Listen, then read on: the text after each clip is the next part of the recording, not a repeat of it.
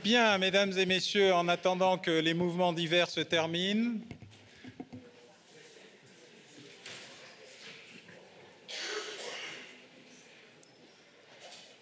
qui sont l'équivalent de l'absence de pause,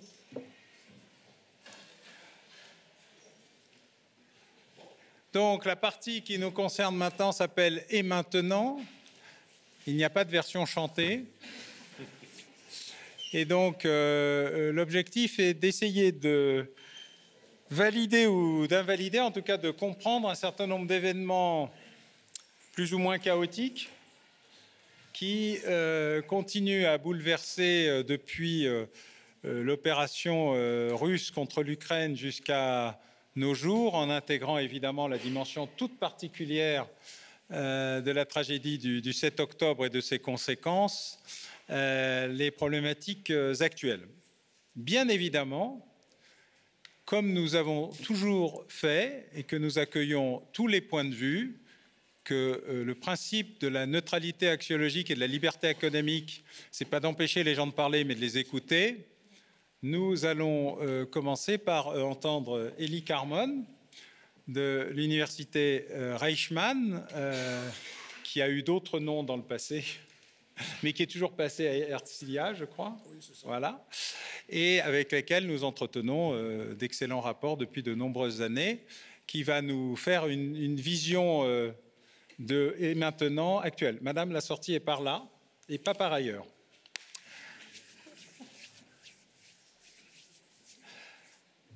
Élie, c'est à toi. Bon après-midi à tous.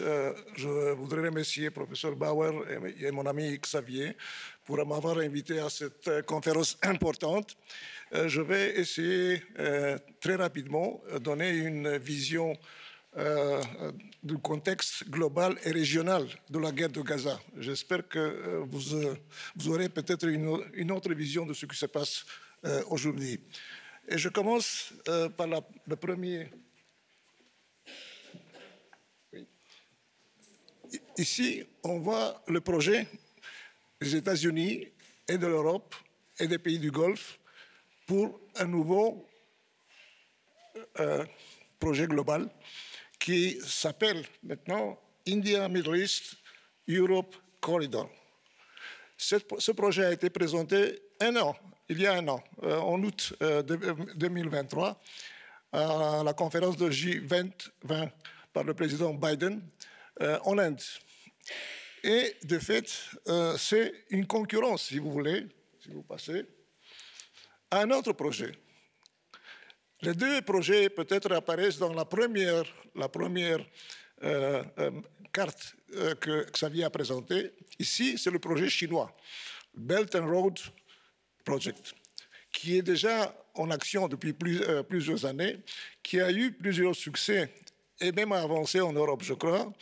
Mais maintenant, je crois qu'il y a certains pays européens qui sont beaucoup plus, disons, récalcitrants devant cette avancée chinoise, non seulement dans l'Asie, dans le Moyen-Orient, mais aussi vers l'Europe. Et si revenons à la première carte. Ici, je dois représenter la vision régionale. La partie médio-orientale de ce projet représentait deux aspects. Un, c'était un accord entre les États-Unis et l'Arabie saoudite. Cet accord impliquait un accord stratégique pour transformer l'Arabie saoudite dans un allié préférentiel, presque au niveau de l'OTAN, avec les États-Unis, et la possibilité de construire un projet nucléaire sur le territoire saoudien. Le deuxième aspect de ce projet impliquait un changement de la politique israélienne vis-à-vis du problème palestinien, une sorte, ce n'était pas clair, de reconnaissance des Palestiniens peut-être vers une négociation d'un État palestinien, et en contrepartie, la reconnaissance par l'Arabie saoudite d'Israël et la normalisation des relations diplomatiques, économiques et sociales entre les deux pays sur le modèle des accords d'Abraham, c'est-à-dire surtout le modèle des Émirats arabe. Maintenant, il faut savoir quel est dans une certaine mesure, quel est le trigger de cet accord. Si vous voulez, encore une, deux, encore une. Voilà. En septembre 2015, Iran et les Houthis du Yémen envoient plusieurs dizaines de missiles et de drones vers les raffineries et les réservoirs de pétrole de l'Arabie saoudite et détruisent 5% de la production annuelle de l'Arabie saoudite. À l'époque, le président Trump des États-Unis n'a rien fait, absolument rien fait pour défendre et réactionner à cette agression énorme contre l'Arabie saoudite.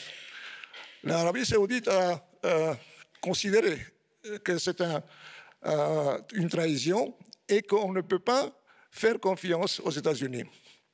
Et en revanche, peut-être c'est mieux de faire une alliance avec Israël, qui à l'époque était représenté surtout après les accords d'Abraham comme un partenaire qui est très fort tant du point de vue militaire, mais aussi technologique et même scientifique. Et comme conséquence, comme je dis, quand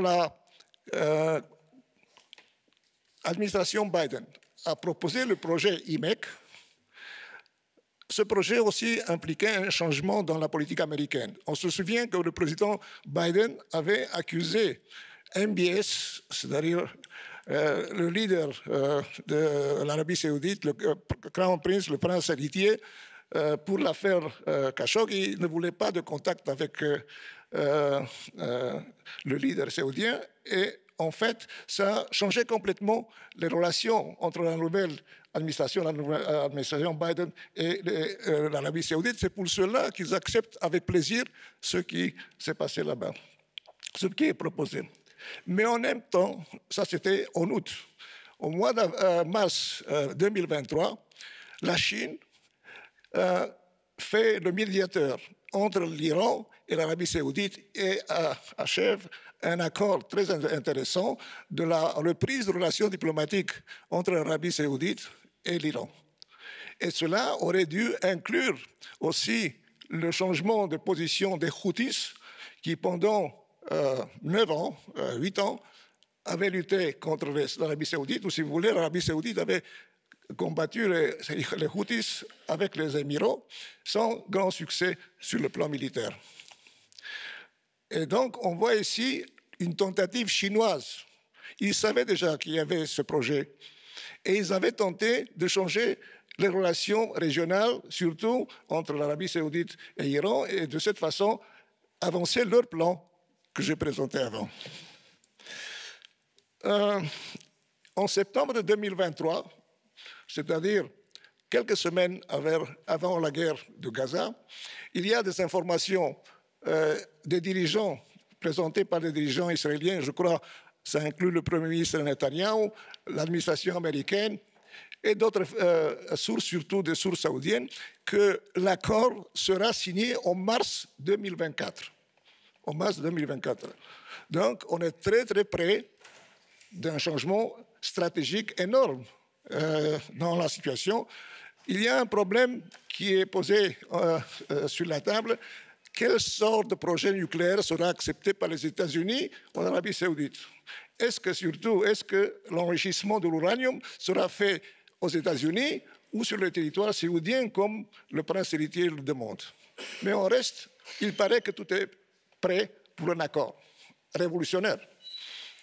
Et le 7 octobre, il y a l'attaque, le massacre des Hamas en Israël. Clairement, le Hamas voulait lutter contre Israël. Clairement, Hamas voulait mettre le problème palestinien sur le tablier international, mais le timing, c'était justement pour saboter le plan américain, saoudien et israélien. Maintenant, pour ceux qui ne comprennent pas la magnitude de ce massacre, qui a été par certains comparé avec la Shoah, il y a eu 1200 assassinés, tués La majorité des civils ont été brûlés, des femmes violées, des enfants assassinés. Une partie de cette région vis-à-vis de Gaza a été brûlée par les assaillants. Et quand on regarde le nombre, 1200 morts, 250 personnes prises en otage, la plus grande opération de prise d'otages dans le monde depuis qu'il y a ce genre d'opération. Dans la guerre de 6 jours, le nombre de morts soldats, c'était 700.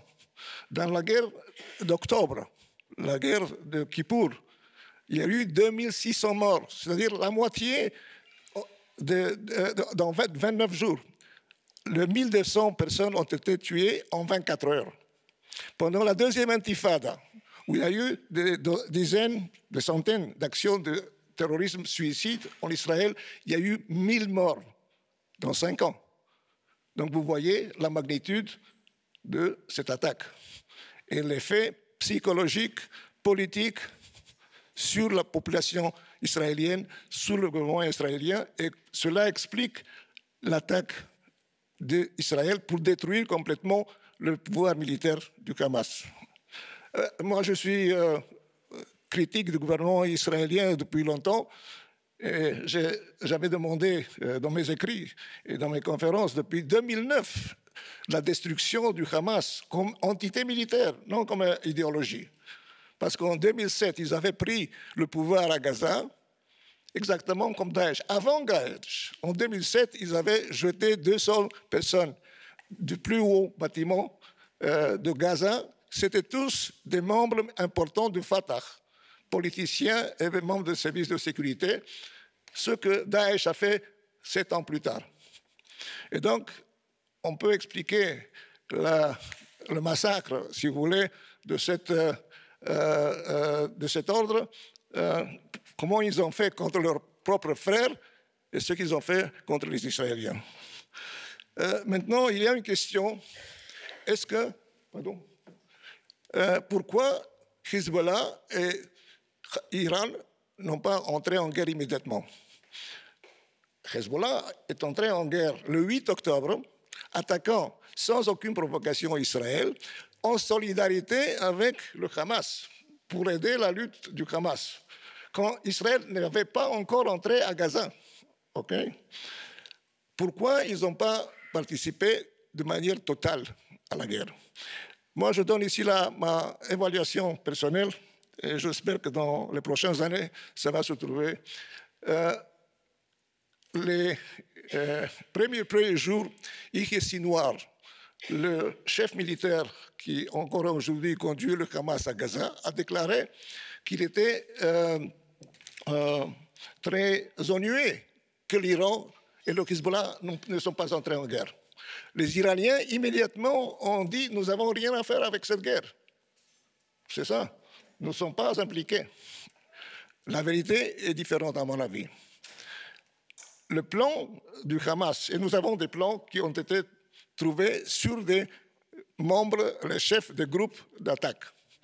Le plan stratégique était d'arriver à Tel Aviv, à la base militaire de la force aérienne la plus importante dans le sud du pays, et au centre nucléaire de Dimona. C'était ça le plan stratégique. Mais ils ne sont pas arrivés là-bas. Pourquoi? Ils ont préféré violer les femmes dans cette festivité musicale. Ils sont tellement, disons, enivrés, je crois, de ce qui s'est passé, la possibilité de tuer et d'assassiner des gens innocents qu'ils ont oublié. Ce n'est pas seulement cela. Il y a eu beaucoup. L'armée a failli à défendre le territoire dans les premiers 10-12 heures. Mais ils ont été arrêtés par des, si vous voulez, par des volontaires et par des forces de police. Et ils ne sont pas allés plus loin de la ville de Sderot et Ofakim. Les Iraniens, qui je suis sûr qu'ils étaient dedans, dans ce plan, avaient vu ce qui se passe. En 24 heures, la force du Hamas a été détruite et ils ont été repoussés vers Gaza. Et alors ils ont compris qu'il n'y a pas intérêt à intervenir. Ils ont donné le feu vert à Hezbollah à une action minimaliste, si vous voulez, à cette époque, pour aider le Hamas.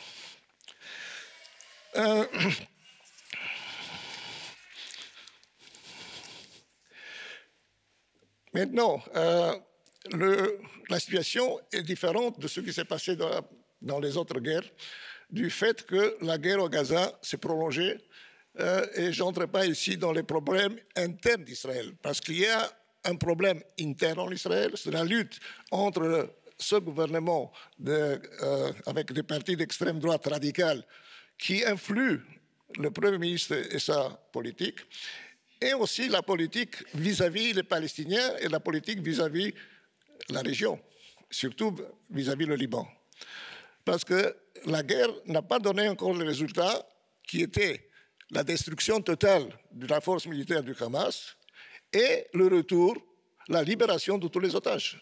On a encore 100 otages, la majorité sont probablement, une partie au moins, ils sont morts et le reste, ils sont vifs. Et il y a encore des femmes et des enfants qui sont otages. D'ailleurs, il y a aussi des travailleurs thaïlandais et népalais qui ne libèrent pas. Pourquoi?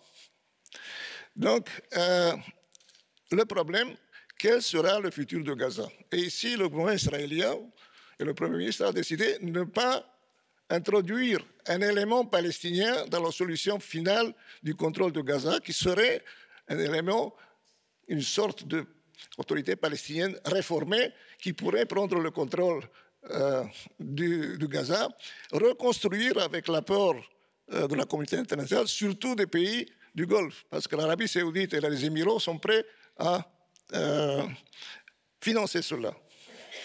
Il y a ici le problème du Qatar, peut-être s'il y aura des questions, il y a le problème des relations très équivoques entre le gouvernement israélien et le Premier ministre avec le Qatar, qui depuis 2014 a financé le Hamas, a renforcé financièrement et militairement le Hamas, parce que le gouvernement israélien voulait une annexion, si vous voulez, par étapes de certaines parties de la Cisjordanie. C'est ça, c'était la stratégie du gouvernement de Netanyahou.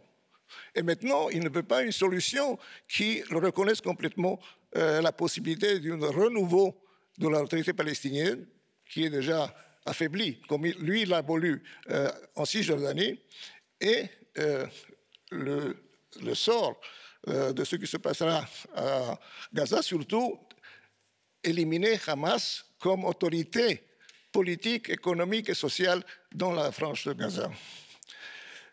Cela, c'est le problème principal qui est maintenant influe sur la guerre au Liban. Parce que le Hezbollah a continué à bombarder le nord d'Israël. Il a provoqué l'exode de plus de 100 000 personnes. À mon avis, ce sont beaucoup plus de 100 000 personnes, mais le gouvernement ne veut pas le reconnaître, qu'ils ne sont plus actifs dans les villes et les villages du nord. Ils ont détruit l'agriculture et l'infrastructure urbaine dans le nord du pays. Et Israël, pour ne pas provoquer une guerre totale, est intervenu dans cette guerre d'usure. Et maintenant, il y a le moment où il doit décider, le gouvernement, est-ce qu'on va vers une guerre totale au Liban? Et cela implique non seulement la destruction du Liban, malheureusement, mais aussi la destruction du pays, le Liban. Je voudrais intervenir, si vous voulez, avec un autre sujet très important pour comprendre aussi la partie globale de ce qui s'est passé dans les derniers mois, si vous voulez.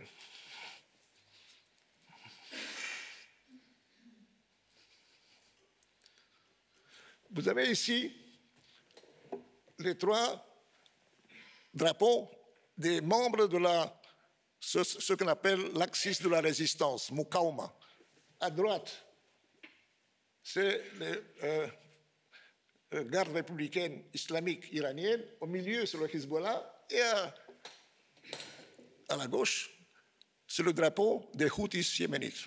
Vous voyez sur les 3 le même emblème. Quel est le but stratégique de cet axis, de cette alliance? Ce n'est pas l'hégémonie du Golfe, ce n'est pas l'hégémonie du Moyen-Orient, c'est l'hégémonie, la conquête de tout le globe. Comment? À travers la lutte armée, le Kalachnikov. Cela, d'ailleurs, est présent dans dizaines de milices philo-iranienne en Irak et en Syrie. C'est le même désir de conquérir le monde. Maintenant, les Houthis, qui sont ici, vous voyez, le drapeau, c'est en fait la devise de Ayatollah Khamenei de l'Iran, la destruction d'Israël et des Juifs. Dès 2017, j'étais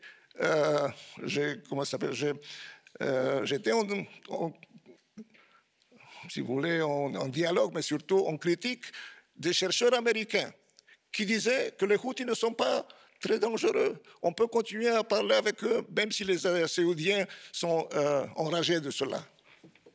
Et eux, ces gens, c'est-à-dire 2 ou 3 think tanks, ils ont influé sur le président Trump, qui a reconnu les Houthis comme organisation terroriste seulement 1 mois avant la fin de sa présidence. 1 mois après ça, le président Biden a décidé de retirer les Houthis de la liste des organisations terroristes. Mais eux, ils étaient déjà à l'époque, si vous voulez passer, à l'époque, ils étaient influencés par le Hezbollah. Ils étaient, j'avais comparé eux à Hezbollah B, A, B, Hezbollah B. Maintenant, vous voyez ici les 3 leaders historiques du Hezbollah. Au milieu, c'est le père qui était un imam zaïdi. Les zaïdis sont un groupe chiite très important. Les Houthis sont un groupe zaïdi. Et lui, il était un des membres importants de l'élite zaïdi. À gauche, vous avez son fils aîné, qui s'appelait Hussein, qui a été tué par le président du Yémen, Abdallah Saleh, en 2004. Et à droite, vous avez l'autre fils, le deuxième, il y a un troisième, Abdelmalek el-Houthi, qui aujourd'hui est le leader suprême des Houthis. Maintenant, je vais expliquer quelle est la signification de cela. Donc, Hussein el-Houthi est l'idéologue. Qu'est-ce qu'il propose, si vous voulez passer? Il a une sorte de nouveau Coran qui s'appelle Moulazim, qui soutient un État monarchique dictatorial. Un retour à l'imama chiite zaïdi qui a été un imama de 1000 ans. Mais les zaïdis ont perdu cet imama en 1962 par une révolution des officiers libres yéménites. C'est ça, les 2 possibilités. Ils veulent réorganiser le contrôle, non seulement sur le territoire qu'ils contrôlent maintenant, sur tout le Yémen, et transformer cela dans un nouveau imama, dans lequel Abdelmalek el-Houthi, si vous voulez continuer, Abdelmalek el-Houthi, maintenant, après la guerre de Gaza, quand il a intervenu avec des tirs de missiles balistiques et des drones de longue portée, il n'est plus un imitateur de Hezbollah, de Hassan Nasrallah. Il se considère le leader suprême, le même titre que le leader suprême Ayatollah Khamenei en Iran. Il donne maintenant des ordres comme un leader suprême, pas un premier ministre ou un président, et a réussi à avoir des relations stratégiques avec la Russie et la Chine en dehors du cercle de l'axis de résistance de l'Iran.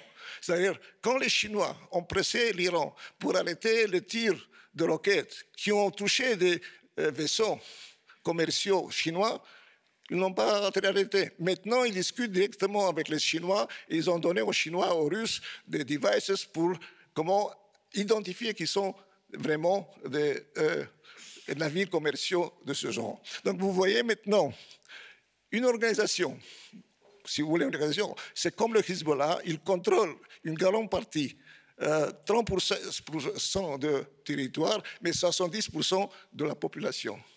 Et eux, ils veulent maintenant intervenir non seulement contre Israël, non seulement contre le commerce maritime vers les ports d'Israël, mais tous ceux qui sont vus comme des ennemis. Et c'est les États-Unis, c'est la France, c'est la Grande-Bretagne, c'est toute l'Europe, c'est les pays du Golfe.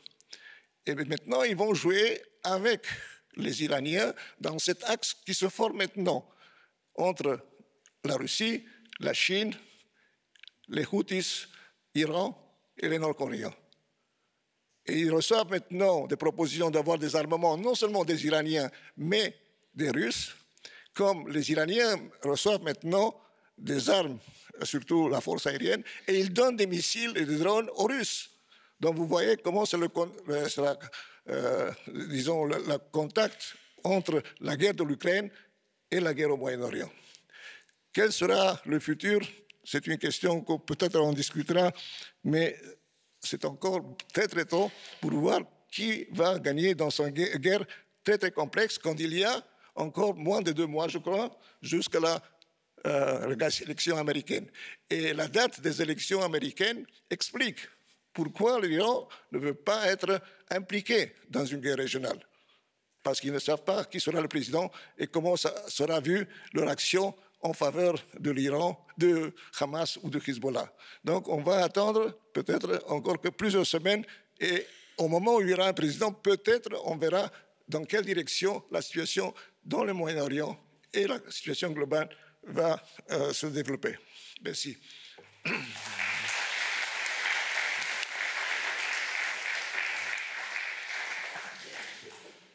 Merci Elie. Alors, en accord avec François, je vais faire la partie B, la phase B, tu sais, comme dans tout. Comme disait mon ami Xavier, quand nous allons régulièrement visiter nos amis qui ne le sont pas toujours, les vrais amis se doivent la vérité. Et donc, comme toujours, il y a une série d'éléments qu'il faut à la fois remettre en perspective et refactualiser. Je vais donc les diviser en plusieurs étapes. Première étape, l'affaire du 7 octobre, et la fermeture du téléphone est une option non discutable. L'affaire du 7 octobre est la parfaite démonstration de l'incompétence, l'arrogance, la stupidité, l'ignorance et le fait que l'actuel Premier ministre de l'État d'Israël est le principal ennemi de l'État d'Israël. Parce que le fait de se focaliser sur ses affaires intérieures et de ne pas se focaliser sur ses ennemis extérieurs, le fait de ne pas écouter ses services de renseignement quand ils voient les choses et qu'on ne les croit pas, est insupportable et injustifiable. Et il se trouve que ce n'est pas la première fois. La dernière fois, c'était en 1973. La commission d'enquête avait montré que la première ministre Golda Meir était entourée des meilleurs, des plus brillants et des plus intelligents, mais quand ils n'écoutent pas leurs propres agents de renseignement qui leur expliquent que s'il va y avoir une guerre et que bien sûr il va se passer quelque chose et que la réponse est mais non, tout ça c'est fait pour nous empêcher de partir en vacances, on peut expliquer que c'est la faute... Des raisons personnelles. Non, bien sûr. Non, absolument, il n'y a pas de problème. Et d'ailleurs, on attend la commission d'enquête qui un jour expliquera les failles, les défaillances et les faits tragiques, qui est que pour éviter d'être poursuivi, on sous-estime tellement son adversaire qu'on lui laisse la possibilité de créer ce drame. L'adversaire est responsable de la tragédie, hein. Mais le responsable de l'absence de protection alors qu'on sait tout et on ne comprend rien, c'est quand même celui qui sait tout et qui ne comprend rien.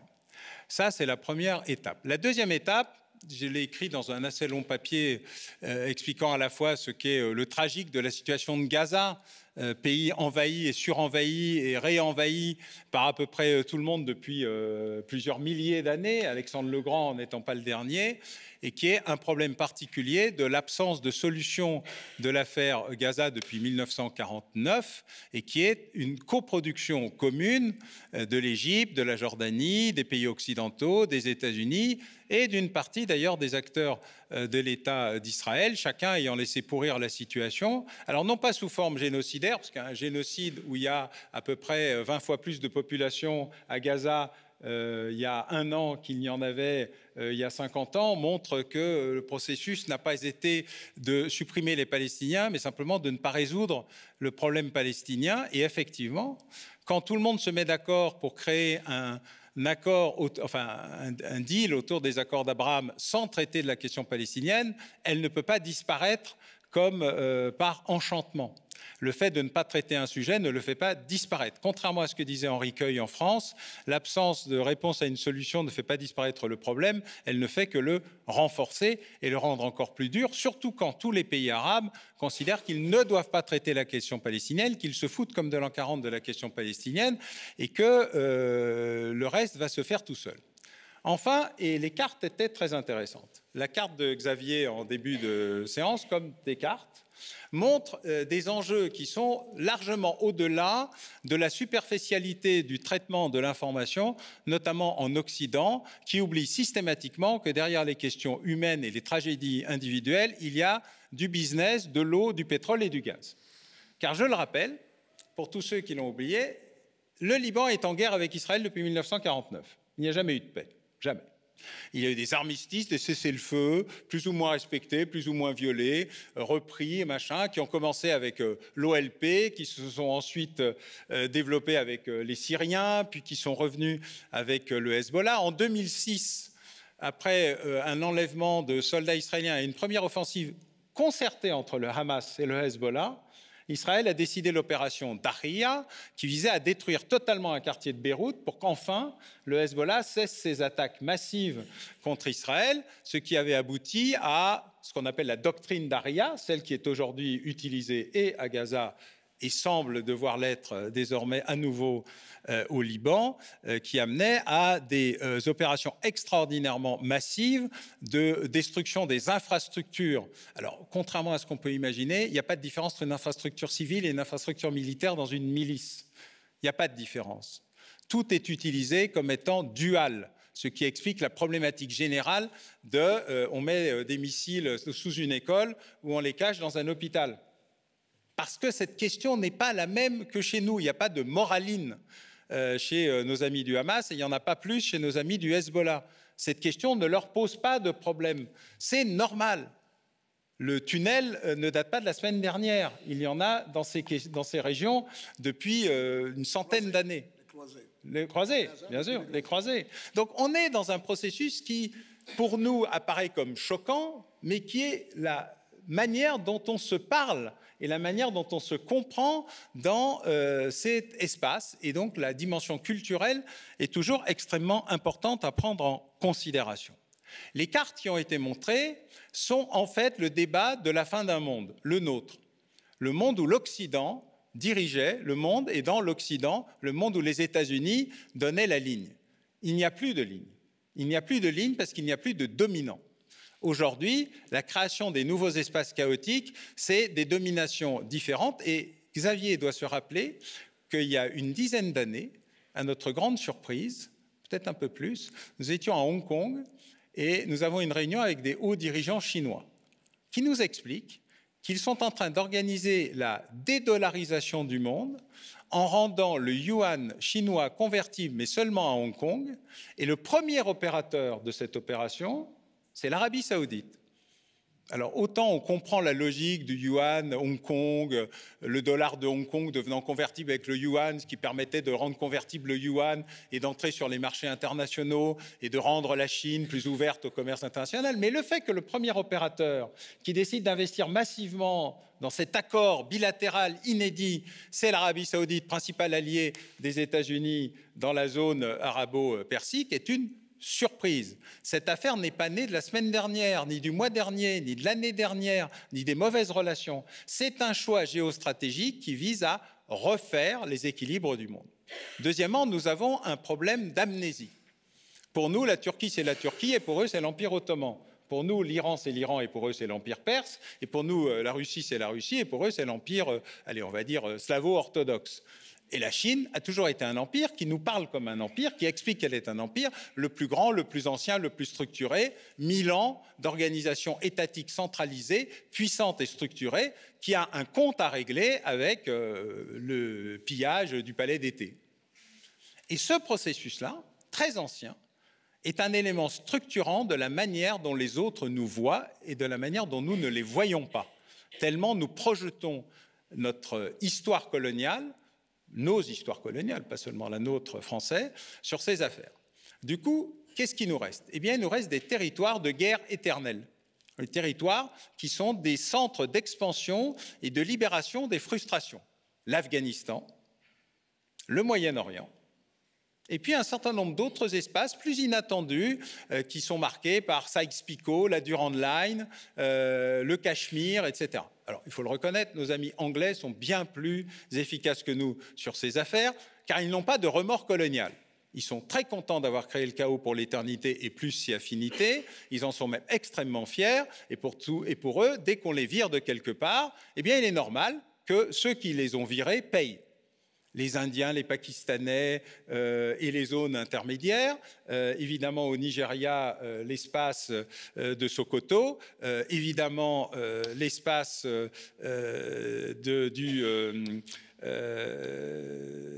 pas du Baloutchistan, mais du Pashtunistan, tous ces éléments coupés en petits morceaux. Et vous voyez d'ailleurs dans toutes les zones, depuis la chute de la Yougoslavie et son éclatement, comme un congélateur qui se serait ouvert, tout fond, et tout revient à l'épisode antérieur. Bref, pour comprendre le monde, il ne faut pas regarder la géographie qu'on enseigne au lycée en 3e, il faut regarder un vieux Mallet et Isaac des années 30, les empires. Les empires. Et donc, nous sommes en train de redécouvrir les empires, et Israël, qui est une anomalie démocratique au milieu d'une marée de pays qui ne l'ont jamais été, pose un problème structurel à la fois par ses alliances, par son histoire, et puis par sa capacité à continuer en termes technologiques, en termes militaires, à être en situation, entre guillemets, dominante, ou en tout cas d'être un pôle suffisamment fort pour rester probablement le dernier allié stable de l'Occident dans cet espace. Les autres payent les pots cassés. Et quand on paye les pots cassés, il se pose quelques problèmes. Soit on reste dominant, mais à ce moment-là, on crée une unité nationale puissante, soit on casse l'unité nationale, et c'est le drame d'Israël aujourd'hui, que d'être dans une situation aussi divisée à l'intérieur que réunifiée par l'attaque du Hamas, qui a sauvé le régime Netanyahou de l'extinction par la propre faute du régime Netanyahou dans son absence de capacité à protéger sa propre population. C'est un des paradoxes de la période, mais c'est ainsi fait, et c'est une des difficultés auxquelles nous devons faire face aujourd'hui dans la relation avec Israël. Parce qu'effectivement, tout est excessif. Tout. Tout est excessif dans la manière dont on ne comprend pas ce qui se passe, dans la manière dont nous considérons comme excessifs les destructions qui existent à Gaza, dans l'incapacité à Israël d'expliquer ce qu'il fait et dans l'incapacité pour nous de comprendre des choses qui sont inexplicables parce que quand le dommage collatéral devient plus important que la cible principale, c'est qu'on se trompe. Et c'est une partie du problème dans l'idée qu'on pourrait détruire le Hamas sans détruire Gaza. Car l'interaction entre les deux, comme tu l'as très bien expliqué d'ailleurs, c'est-à-dire l'élimination de tout ce qui n'était pas le Hamas et la capacité à créer pour chaque terroriste assassiné et pour les 3, 4, 5 ou 10 dommages collatéraux qui vont avec, le fait de reproduire autant de nouveaux terroristes, car il n'y a pas d'option alternative. S'il n'y a pas un plan de reconstruction et de développement de Gaza pour refaire ce que Gaza était hors de l'emprise du Hamas, eh bien, il va avoir plein de nouveaux petits Hamas.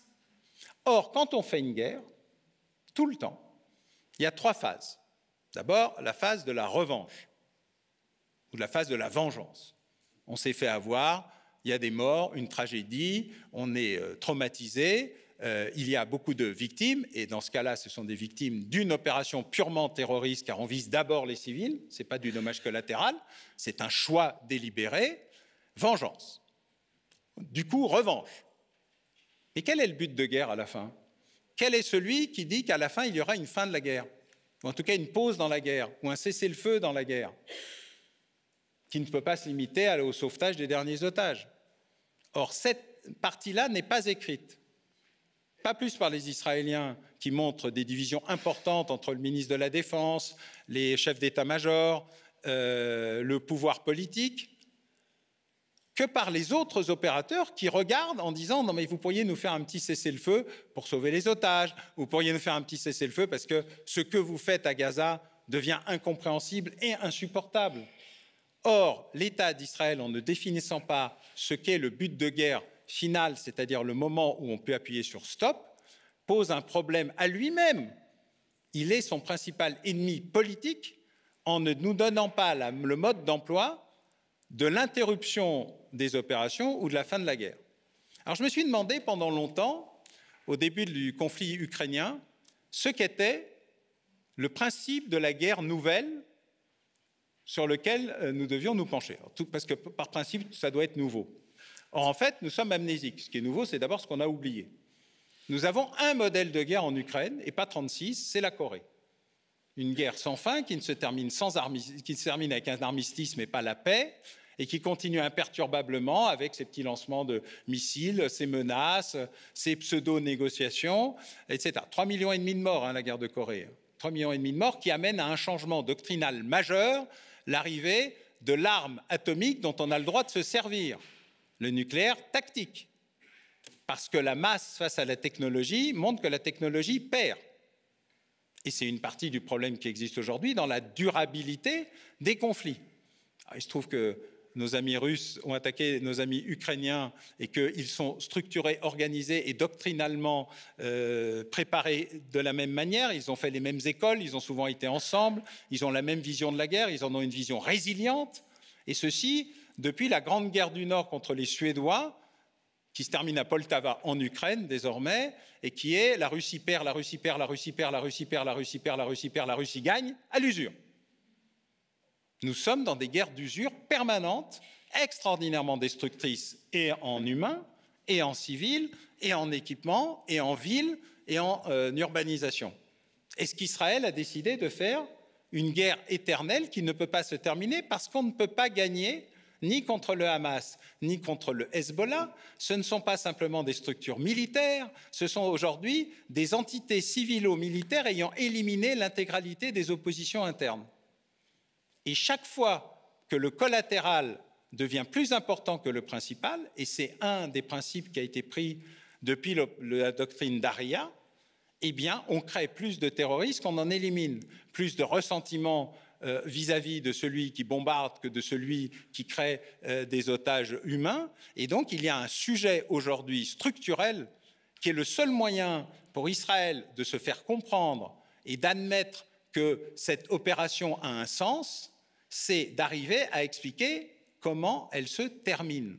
Et vous avez pu noter, et c'est un sujet important, que l'idée qu'elle se terminerait par l'élimination totale du Hamas, comme par l'élimination totale du Hezbollah, a montré ses limites de manière permanente, puisque chaque fois qu'Israël quitte Khan Younes pour remonter ou redescendre, ils sont obligés d'y revenir parce que le système se restructure régulièrement. Et ce n'est pas seulement un problème de tunnels qui n'auraient pas encore été détruits ou de double jeu des uns ou des autres, c'est un problème majeur d'incapacité à déterminer une stratégie militaire claire, et la lecture des textes internes à la fois de la commission d'enquête, des éléments de la commission d'enquête, des discussions très démocratiques qui existent à l'intérieur de l'armée d'Israël, de Tsahal et de la diversité de ses opinions, montrent qu'il n'y a pas de consensus doctrinal sur ce qu'Israël est en train de faire à Gaza, pas plus semble-t-il qu'il n'y a de consensus doctrinal sur ce qu'Israël est en train de faire au Liban contre le Hezbollah, parce que ça a déjà été essayé et que ça n'a pas donné de résultat. À cause de l'Axis, à cause de la diversité des accords internationaux, à cause du développement des enjeux, à cause du rôle du grand marionnettiste qu'est l'Iran, et de nouveaux accords qui existent désormais avec des gens qui étaient extraordinairement prudents dans le temps, notamment les Chinois, qui voulaient surtout se tenir à distance de cette opération.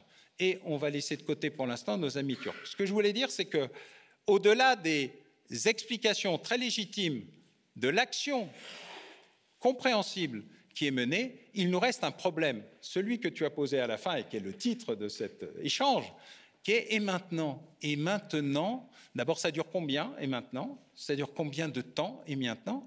Et combien de temps est-ce que les opinions publiques et les positions des pays démocratiques et occidentaux peuvent tenir face à une problématique qui est celle de la vision permanente des destructions qui existent de part et d'autre. Ce n'est pas un sujet propre à l'action d'Israël en tant que telle, mais au fait que la présentation, l'explication et le mode de communication aujourd'hui ne peut pas tenir indéfiniment. Ça, c'était la fin de la... On n'a pas vu.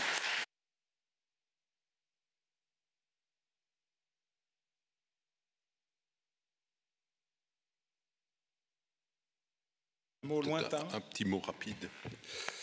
Voilà, loin de ces considérations-là, mais je crois qu'il y a quand même énormément de parallèles en matière de lutte contre le crime organisé.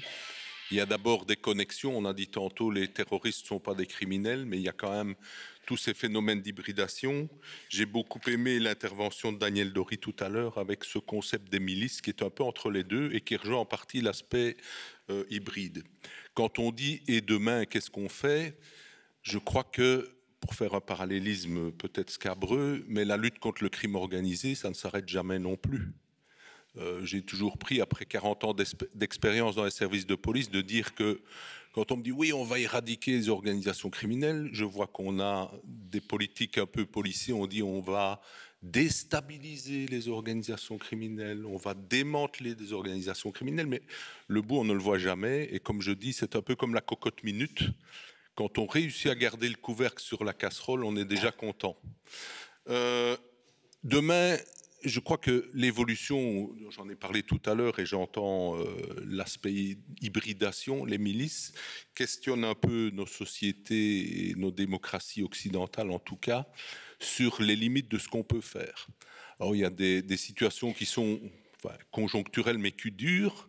C'est le problème de l'impact des moyens et des budgets sur la lutte aussi bien contre le terrorisme que contre la criminalité organisée. On est dans des États, je parle pour la Belgique, mais je crois que nos amis français sont dans la même situation, où on a des moyens de plus en plus limités. Et parallèlement à ça, un ennemi qui a de plus en plus de moyens et pour lequel il ne s'embarrasse pas, comme on le disait tout à l'heure, de procédures administratives pour les obtenir. Donc là est le paradoxe, que peut-on faire alors qu'on a des moyens budgétaires et policiers limités?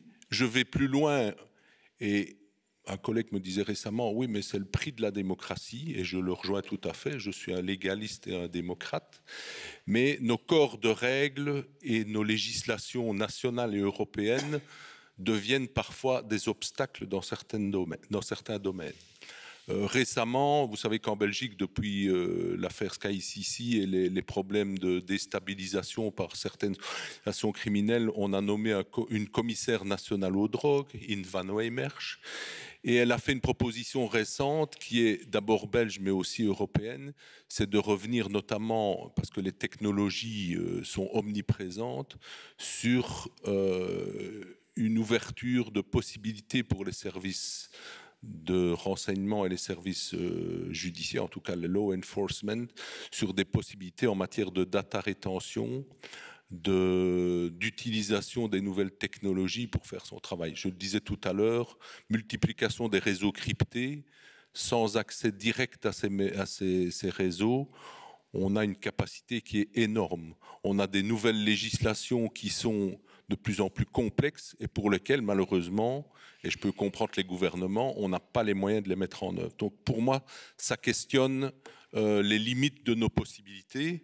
Et pour terminer sur l'aspect milice, et je serais intéressé d'en reparler avec Daniel Dory d'ailleurs, c'est que ces milices sont entre armées, terrorisme et crime organisé, mais utilisent des méthodes qui sont totalement hors de la compétence des services de police. Alors beaucoup de pays, et je pense notamment à ce qui se passe en Amérique du Sud, en Amérique centrale, vous voyez que les services de l'armée sont impliqués dans la lutte contre le crime organisé, contre ces milices, ou ces narcoterroristes, ou ces narcogangs, appelons-les comme on veut, ces cartels qui disposent, comme on l'a vu sur les images ce matin, de réelles forces de frappe militaires. Je vais dire que je me mets à la place du policier, ce n'est pas en tenue de policier ou de gendarme avec son arme 9 mm à la ceinture, un gilet pare-balles qui qui ne protège pas des armes automatiques et avec son législation sur la légitime défense qui va y arriver. Donc voilà, je ne veux pas aller au tout à la guerre, mais en tout cas, ça nous questionne sur les limites de ce qu'on peut faire si demain en Europe, et malheureusement c'est arrivé, dans le volet terroriste, on a connu malheureusement ces attentats et ces groupes djihadistes qui étaient prêts à tout. À Liège, on était près de Verviers. Rappelez-vous ce que les unités spéciales ont dû mettre en œuvre pour neutraliser ces gens qui les attendaient de pied ferme avec des explosifs et des kalachnikovs, et ce qu'on trouve maintenant dans le milieu criminel organisé, où le tout venant, même le dealer de rue, n'est plus au cutter ou au couteau, mais est à la kalachnikov et au PMUSI. Donc là, il y a vraiment un questionnement à voir. Quelles sont les stratégies à mettre en place?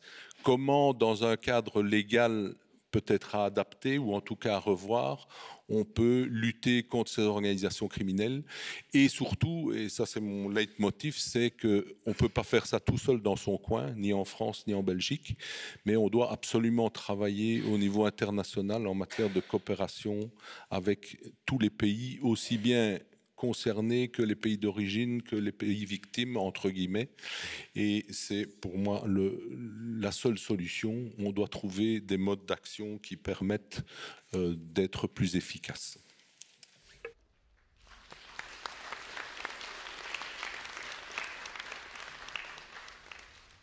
Bien, en laissant ouvertes ces quelques pistes d'interrogation, Agathe Couder va maintenant vous permettre de voir que non seulement nous parlons, nous formons, mais nous cherchons. Parfois on trouve. Et donc, vous allez avoir des présentations par des docteurs et des doctorants des équipes. Céline Basset, Anne de Bonguin, Hamida Bouazi, Romain Chonron, Julien Marx, Juliette Villeroy et Pierre-Guy Yazdani, ce qui va vous permettre d'avoir une visibilité assez diverse d'ailleurs des propositions et des pratiques de l'équipe de recherche de sécurité, défense, renseignement, criminologie, cybermenaces et crise. Agathe, je vous laisse vous installer et vous organiser.